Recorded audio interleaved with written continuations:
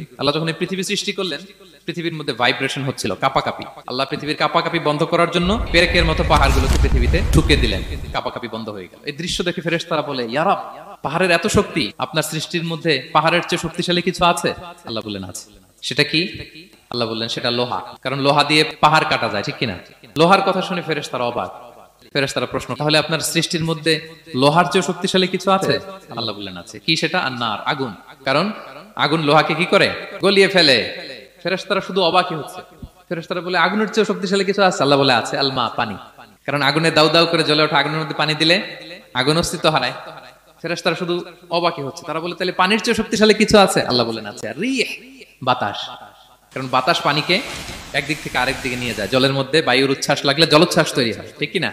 ফেরেশতারা আবার অবাক হয়ে বলে, তাহলে বাতাসের চেয়ে শক্তিশালী কিছু আছে? আল্লাহ বললেন আছে। সেটা কি? বলতেছে বনি আদম।